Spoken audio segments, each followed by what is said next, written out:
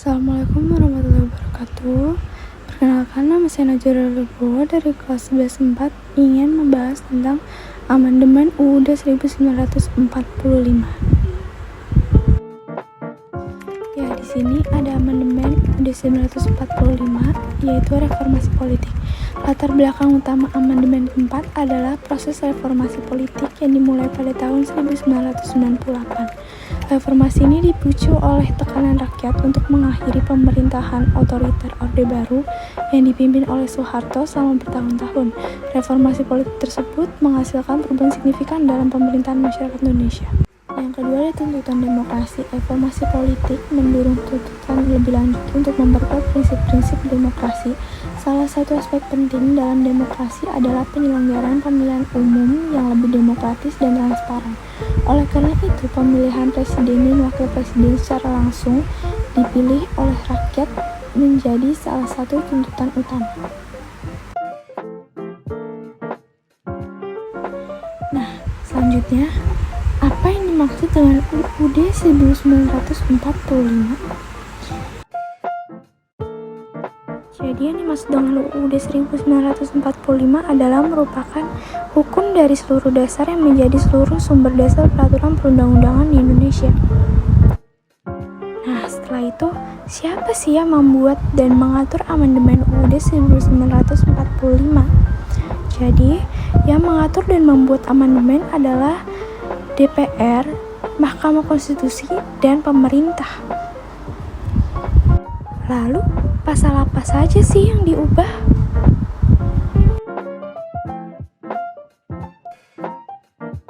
Jadi, yang pertama itu ada pasal 1. Pada pasal 1 ayat 1, sebelum diamandemen, negara Indonesia ialah negara kesatuan yang berbentuk republik. Sedangkan pada pasal 1 ayat 2, sebelum diamandemen, kedaulatan adalah di tangan rakyat dan dilakukan sepenuh-penuhnya oleh Majelis Permusyawaratan Rakyat. Setelah diamandemen, apakah ada perubahan? Tentu ada perubahan pada pasal 1 ayat 2 dan ayat 3. Nah, pada pasal 1 ayat 2 itu terdapat perubahan kedaulatan berada di tangan rakyat dan dilaksanakan menurut UUD. Sedangkan pada pasal 1 ayat 3 itu terdapat perubahan setelah amandemen, yaitu negara Indonesia adalah negara hukum. Kira-kira apa sih alasan diubahnya pasal 1 ayat 2 dan ayat 3 di amandemen?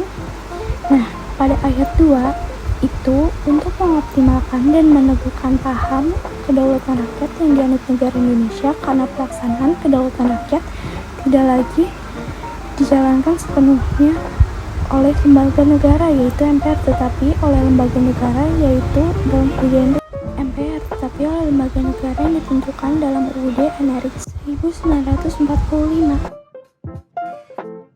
Nah, selanjutnya itu ada pasal 3. Sebelum diamandemen, Majelis Permusyawaratan Rakyat menetapkan Undang-Undang Dasar dan garis-garis besar haluan negara.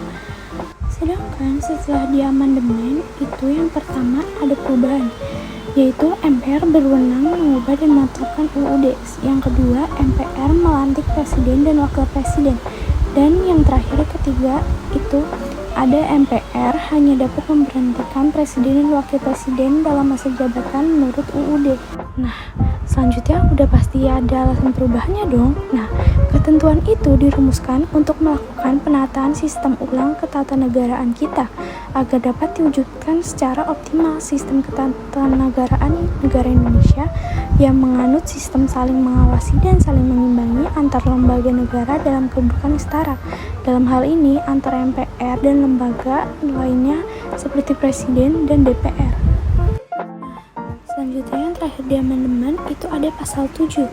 Dalam pasal 7 sebelum diamandemen itu terdapat presiden dan wakil presiden memegang jabatan selama 5 tahun dan sesudahnya dapat dipilih kembali. Sedangkan setelah diamandemen pada pasal 7 itu terdapat perubahan, yaitu presiden dan wakil presiden memegang jabatan selama 5 tahun dan sesudahnya dapat dipilih kembali dalam jabatan yang sama hanya untuk 1 kali masa jabatan.